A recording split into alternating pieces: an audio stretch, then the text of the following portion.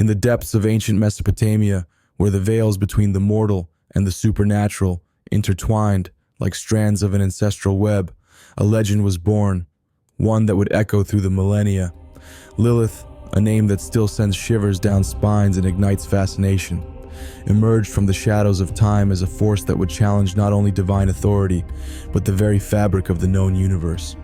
Her story, woven with threads of rebellion and power, began as a whisper carried by the nocturnal winds, gradually transforming into a roar that would reverberate across the ages. Curious about mythology?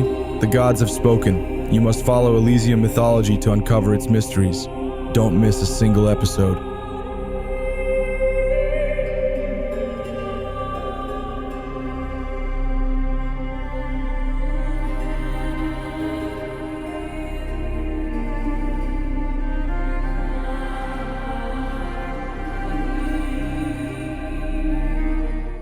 On moonless nights, the ancients claimed, her presence could be felt in the rustling of the leaves, in the distant howls of wolves, and in the nightmares that tormented the sleep of mortals. She was not merely a wild spirit, she was the very embodiment of defiance. In the earliest days, Lilith roamed the liminal spaces between civilization and the untamed wilderness, where the night winds carried murmurs of danger. The Mesopotamians feared her as an untamable force of nature, linking her to the most unpredictable and perilous elements of existence, a being that commanded the night winds and carried with her the essence of primordial chaos. Her legend took on a new dimension when she was woven into the narrative of the Garden of Eden. According to ancient texts, Lilith was the first woman created by God, shaped from the same earth as Adam. Unlike Eve, who would come later, Lilith was not fashioned from Adam's rib, but as his equal.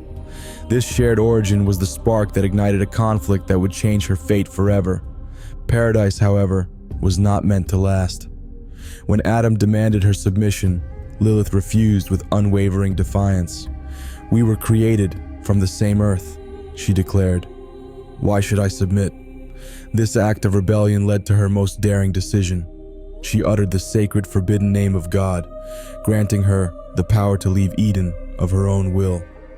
Her flight took her to the wildlands, where she became something beyond human comprehension. 3 angels, Senoi, Sansanoi, and Samanjalof, were sent to retrieve her, finding her near the Red Sea. But Lilith, unyielding in her choice, embraced exile over submission. As punishment for her defiance, she was cursed with the loss of her children. This curse transformed her into a figure of vengeance, leading her, according to legend, to turn her fury against the children of others, especially newborns. In ancient Jewish traditions, Lilith became a nocturnal demon, a lurking threat over cradles and a tormentor of men's dreams. In Jewish mysticism, particularly in Kabbalah, Lilith ascended to the status of Queen of Demons, consort to Samael, the angel of death. Together, they embodied the forces of chaos that stood in opposition to divine harmony. Their offspring, the Lilim, were said to be demons that brought ruin wherever they roamed, bearing the mark of their mother's rebellion. Over time, Lilith also became associated with the image of a supernatural seductress, linked to medieval succubi. It was believed that she visited men in their sleep, draining their vitality and corrupting their souls. This facet of her nature reflected deep-seated societal fears about independent female sexuality and uncontrolled feminine power. To ward off her influence, ancient families turned to amulets and incantations. The names of the 3 angels were inscribed above doorways, and specific prayers were recited to keep Lilith at bay.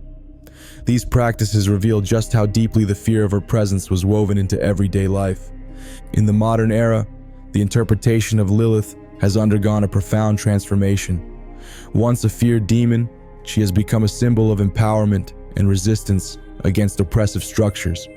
Her refusal to submit to Adam is now viewed by many as an act of courage and self-determination rather than malevolent rebellion.